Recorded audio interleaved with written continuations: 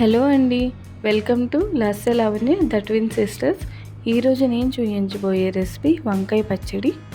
వంకాయ అంటే ఇష్టం లేని వారికి కూడా ఎంతో నచ్చుతుంది. ముందుగా వంకాయని బాగా శుభ్రం చేసుకొని నేను చూపిస్తున్న విధంగా ఘాట్లు పెట్టుకోవాలండి.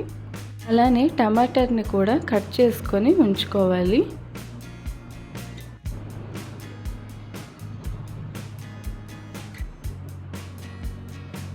టమాటాలు ఎన్ని కావాలనేది మీ టేస్ట్ బట్టి ఉంటుంది. మీకు కాస్త పుల్లగా కావాలంటే 2-3 ఎక్కువ కూడా వేసుకోవచ్చు. ఇప్పుడు స్టవ్ మీద పెనం పెట్టుకొని ఆయిల్ వేసుకొని మనం కట్ చేసి ఉంచుకున్న వంకాయల్ని కాల్చుకోవాలండి. వంకాయలు బాగా కాలడానికి కాస్త టైం పడుతుందండి. పై తొక్క నల్లగా అయ్యేంత వరకు బాగా కాల్చుకొని పక్కకు తీసుకోవాలి.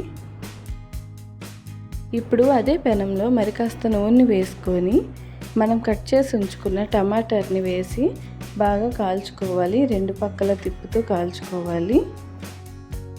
అదే పెనంలో మరి కాస్త నూనె వేసుకొని మనం కట్ చేసి ఉంచుకున్న టమాటాలని 2 పక్కల మారుస్తూ వేయించుకోవాలి. అలానే పచ్చిమిరపకాయలు, వెల్లుల్లి వేసి వేయించుకొని సైడ్కి తీసుకోవాలండి. ఈ రెసిపీలో నేనేమైనా మిస్టేక్ చేస్తుంటే కామెంట్ చేయండి. అలానే నేను కొత్తగా ఛానల్ స్టార్ట్ చేశానండి. నా వీడియోలు కాస్త మీకు నచ్చినట్టుంటే సబ్స్క్రైబ్ చేసి లైక్ చేయండి. మనం కాల్చి పక్కన పెట్టిన టమాటా ఇంకా వంకాయలు ఇక్కడ చూయిస్తున్న విధంగా పైపట్టు తీసుకోవాలండి. చాలా ఈజీగానే వచ్చేస్తుంది.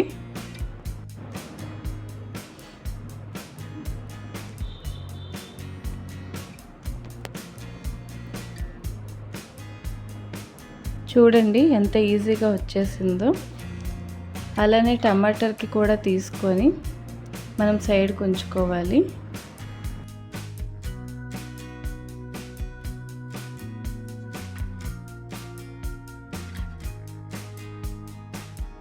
ఇప్పుడు ఒక మిక్సీ జార్ని తీసుకొని అందులో మనం కాల్చి పెట్టుకున్న మిరపకాయలు, వెల్లుల్లి, టమాటర్ అలానే వంకాయలు తురుములు కట్ చేసుకొని మిక్సీ జార్లో వేసుకొని కచ్చా పచ్చాగా మిక్సీ పెట్టుకోవాలండి. కచ్చా పచ్చాగా పెట్టుకుంటే బాగుంటుంది.